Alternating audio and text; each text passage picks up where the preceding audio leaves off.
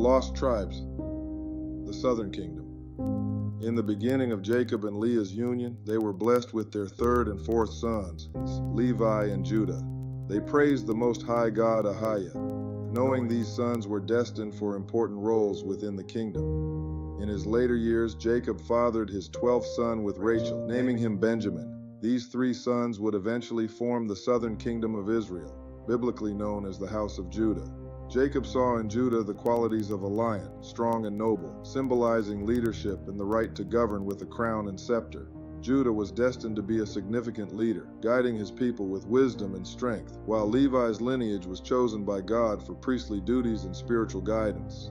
The Levitical priests held an essential position in the Jerusalem temple, teaching the law and maintaining the spiritual and moral values of the nation. Their dedication to preserving the faith earned them great respect. Alongside them, the descendants of Judah and the kin of Benjamin played a key role in defending Israel. Jacob likened Benjamin to a ravenous wolf, fierce, loyal, and protective, making him an ideal member of the southern kingdom and contributing some of the most skilled warriors. This blend of tribes created a balanced kingdom, with Judah as kings, Levi as priests, and Benjamin as warriors. As they encountered various trials, Judah stood out as a strong leader, guiding his brothers with courage and determination. Judah's remarkable combat skills and unwavering resolve earned him the title of the Lion of Israel. King Saul, from the tribe of Benjamin, was Israel's first ruler, and his successor, King David from Judah, founded a lasting dynasty. According to Moses' prophecy in Deuteronomy 33, the tribe of Judah would have the power to establish and dismantle great empires, making it a powerful and sometimes volatile force throughout history. With the Messiah, Yeshua Christ, emerging from Judah, this tribe would ultimately play a pivotal role in the salvation of Israel and the world. Over time, the descendants of Judah, Benjamin, and Levi carried forward the essence of their ancestors, achieving significant roles and influence within their own kingdom and in various lands they would come to impact.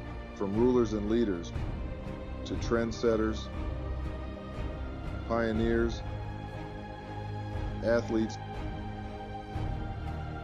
and artists, they left a lasting imprint on the course of human history.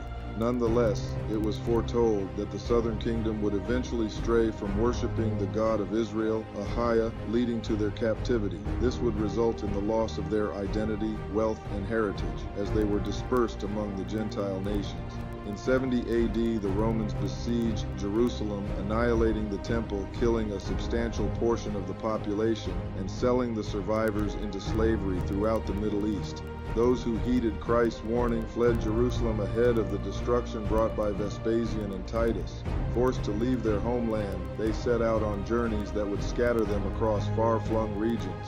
Escaping Roman persecution and the ravages of war, many Jews sought refuge in the vast expanses of Africa.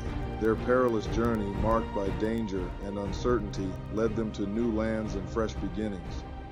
The identity of the southern kingdom of Israel, described biblically as people of color, is not a recent revelation, yet this fact has largely remained concealed from the general public and stands as one of the world's well-hidden secrets.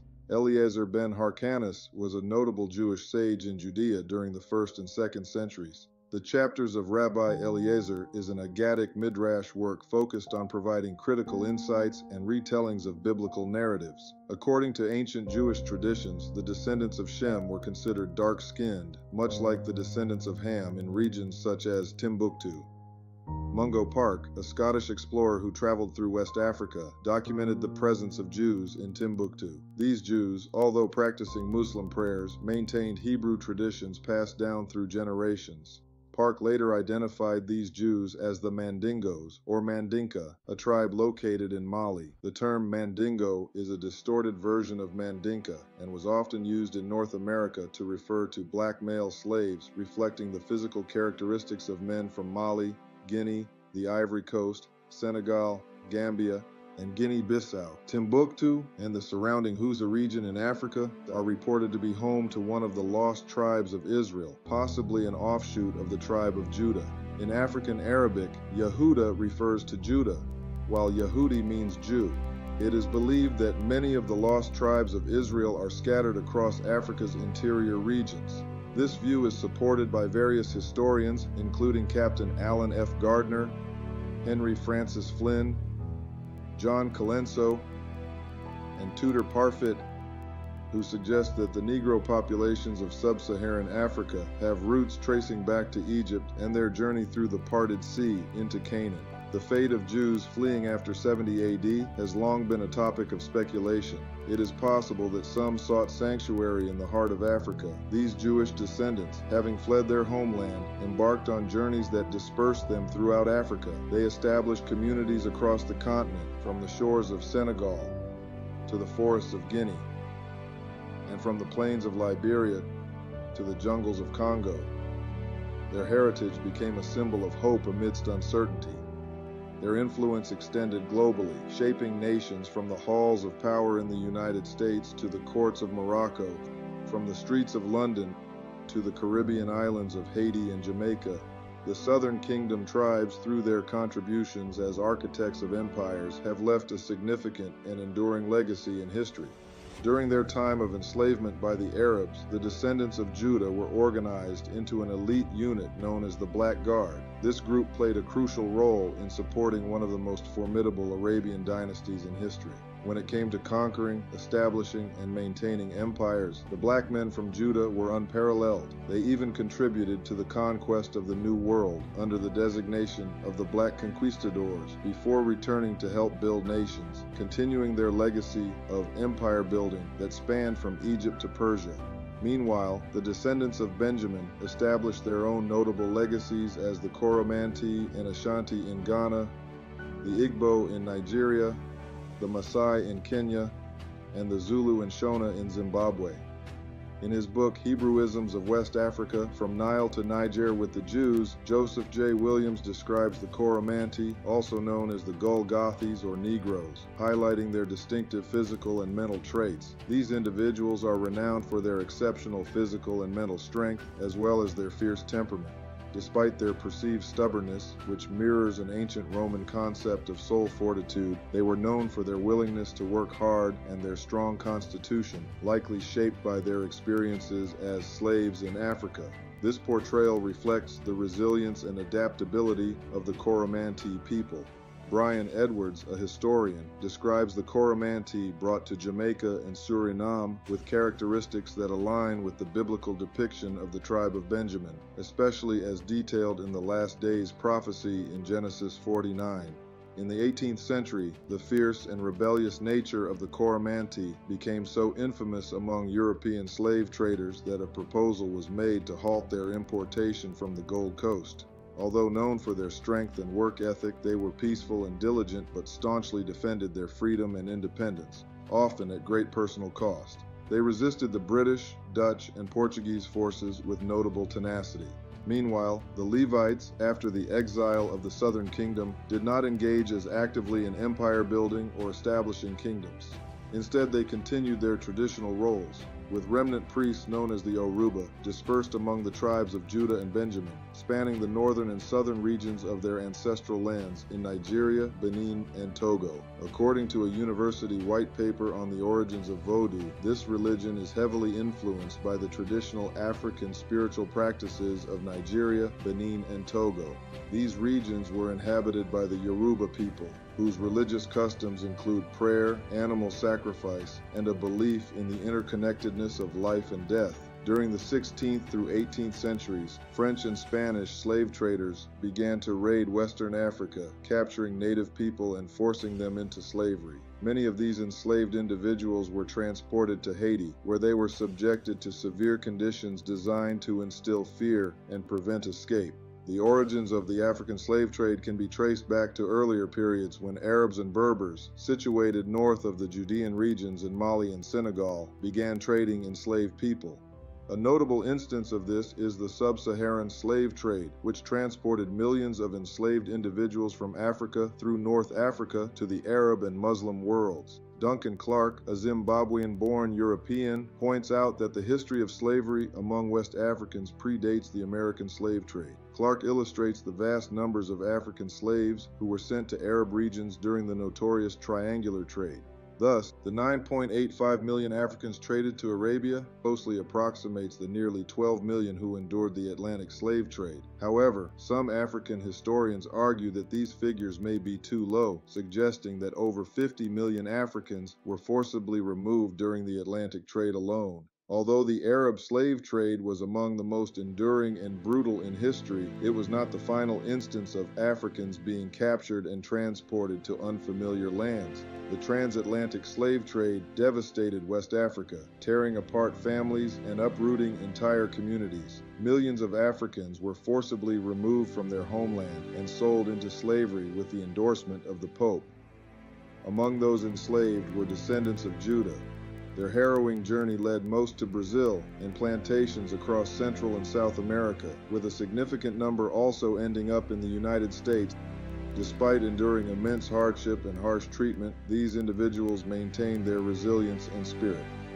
The descendants of Benjamin were dispersed across various locations, finding their way onto slave ships bound for Jamaica and other Caribbean islands, as well as regions in Europe and Canada. The Levite priests were similarly transported to the French Caribbean colonies, particularly Haiti on the island of Hispaniola. Even after the end of formal slavery, these individuals faced ongoing political, social, and economic marginalization, which relegated them to the lowest rungs of society. They were scattered far and wide, with the southern kingdom's tribes, Judah, Benjamin, and Levi, journeying across the globe. The tribe of Judah was spread from Mali and Senegal to Sierra Leone, Gabon, Cameroon, the Democratic Republic of Congo, Angola, and even into the United States. The tribe of Benjamin established their presence in Ghana, the Ivory Coast, Congo, Namibia, and throughout South and East Africa, with smaller groups in Liberia, Nigeria, Chad, Ethiopia. They also reached the West Indian islands of Jamaica and Cuba. The tribe of Levi settled in Togo, Benin, Nigeria, and Cameroon, and had a notable presence in the Caribbean, particularly in Haiti.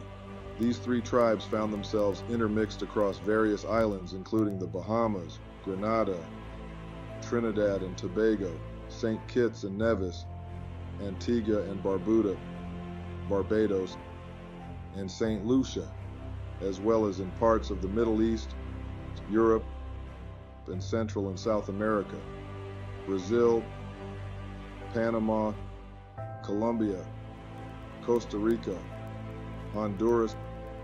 Carrying with them a diminished but enduring heritage of Israel, these tribes faced numerous challenges and adversities. Their journey was marked by the curses described in Deuteronomy 28. Driven from their ancestral lands, they yearned for the day they would reclaim their rightful place in Israel.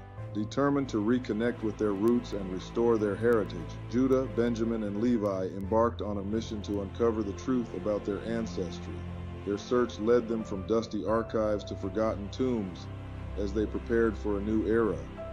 The 12 tribes began to awaken to their divine purpose, guided by Scripture and their faith. With hearts ignited by the hope of redemption, the enduring spirit of their ancestors inspired the kings of Judah to rally the priests of Levi, the warriors of Benjamin, and the rest of Israel's tribes to return to their God, Ahia.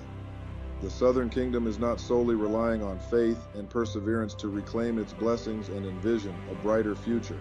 Its primary path to renewal involves returning to the laws set forth by their God in the Torah and guiding their fellow tribes of Israel to follow these principles as well.